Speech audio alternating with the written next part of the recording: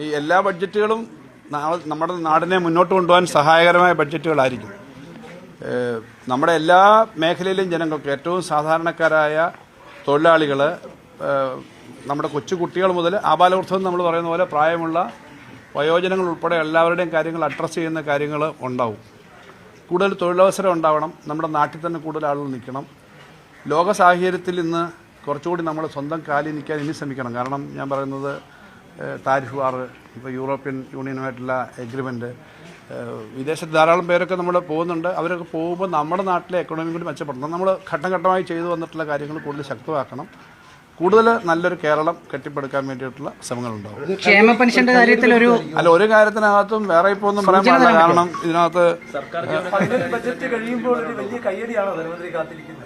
നല്ലപോലെ എല്ലാവരും ഇഷ്ടപ്പെടുന്ന ബഡ്ജറ്റ് ആയിരിക്കും എന്നാണ്. അല്ല, സാധാരണഗതിയിൽ സർക്കാർ അധികാരത്തിൽ പോകാൻ നേരത്തെ അവതരിപ്പിക്കുന്ന ബഡ്ജറ്റ് അപ്പോൾ ഈ സർക്കാർ തന്നെ വീണ്ടും ഭരണമെന്ന് ജനങ്ങളെ ചിന്തിപ്പിക്കുന്ന ഒരു ബഡ്ജറ്റ് ആയിരിക്കും. അങ്ങനെ ഒരു ബഡ്ജറ്റ് ആയിരിക്കും പ്രതീക്ഷിക്കാം. കേരളത്തിലെ പഴയ ചരിത്രം കഴിഞ്ഞ തെരഞ്ഞെടുപ്പോടുകൂടി മാറ്റി എഴുതിയിരുന്നു. കാരണം ഒരു സർക്കാർ എന്തൊക്കെ ചെയ്താലും ആ സർക്കാർ പോയി കഴിഞ്ഞാൽ വേറൊരു സർക്കാരാണ് വരിക. ഇപ്പോൾ കഴിഞ്ഞ 10 വർഷമായിട്ട് ഇടതുപക്ഷ ജനാധിപത്യ മുന്നണി അധികാരത്തിലിരിക്കുമ്പോൾ ജനങ്ങൾക്കൊരു കാര്യം മനസ്സിലായിട്ടുണ്ട്. പറയുന്ന കാര്യം ചെയ്യാവുന്ന കാര്യമാണ് സാധാരണ ഇടതുപക്ഷം പറയുന്നത്.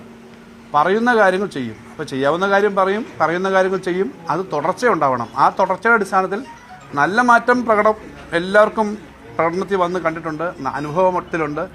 അതുകൊണ്ട് തന്നെ സാധാരണ ഒരു തെരഞ്ഞെടുപ്പ് സമയത്ത് പറ്റാത്ത കാര്യങ്ങളെല്ലാം പറയുന്നൊരു ബഡ്ജറ്റ് അല്ല അവതരിപ്പിക്കുന്നത്. വീണ്ടും ഇടതുപക്ഷം അധികാരത്തിൽ വന്നാൽ ചെയ്തു തീർക്കാൻ പറ്റുന്ന, കൂടുതൽ കാര്യങ്ങൾ ചെയ്യാൻ പറ്റുന്ന, പ്രായോഗികമായ അതിനുള്ള സാമ്പത്തിക വശമെല്ലാം കണ്ടിട്ട് അങ്ങനൊരു ബഡ്ജറ്റ് തന്നെയാണ് അവതരിപ്പിക്കുന്നത്. അല്ലാതെ ഒരു സ്വപ്ന ബഡ്ജറ്റ് അല്ല, പ്രായോഗിക ബഡ്ജറ്റാണ്. നല്ല ഗ്രോത്ത് ഉണ്ടാവും. ഏതാ കന്യാസ്ത്രീ പെൻഷൻ, അതുപോലെ തന്നെ വായ്പ എഴുതി തള്ളുന്ന തീരുമാനം, അതടക്കമുള്ള കമ്പൻ പ്രഖ്യാപനങ്ങൾ ഇന്നലത്തെ മന്ത്രിസഭാ യോഗത്തിന് ശേഷം തന്നെ പുറത്തു വന്നിട്ടുണ്ട്. അല്ല, അത് മന്ത്രിസഭ തീരുമാനിച്ചാണ്. അത് പിന്നെ അത്തരം കാര്യങ്ങൾ നേരത്തെ തന്നെ ഫയലുള്ളതാണ്, ഫയൽ മൂവ്മെന്റിൽ തന്നെ വന്നതാണ്. അത്തരം കാര്യങ്ങൾ ഓൾറെഡി അനൗൺസ് ചെയ്ത് കഴിഞ്ഞല്ലോ. അത്തരം കാര്യങ്ങളിൽ ബജറ്റിൽ ഒരു വലിയ പദ്ധതിയായിട്ട് വരേണ്ടതല്ലേ? ബജറ്റിൽ പ്രഖ്യാപിക്കപ്പെടുന്ന പ്രതീക്ഷ പല കാര്യങ്ങൾ, അതിവേഗ റെയിലൊക്കെ നേരത്തെ സാധാരണ കേന്ദ്ര സർക്കാരാണ് അങ്ങനെ ചെയ്യാറുള്ളത്. ബജറ്റ് അവിടെ നിൽക്കുന്നു, ബജറ്റ് പുറത്ത് പ്രഖ്യാപനം. അതെന്താണെന്ന് വെച്ച് കഴിഞ്ഞാൽ അതൊക്കെ വെറും പ്രഖ്യാപനം മാത്രം പോരാ. പ്രഖ്യാപനം എന്ന് പറഞ്ഞാൽ അതിൻ്റെ ഫിനാൻഷ്യൽ ആസ്പെക്റ്റും കാര്യങ്ങൾ ചെയ്യാനും ഒക്കെ ഉള്ള കാര്യങ്ങൾ തന്നെയാണ്.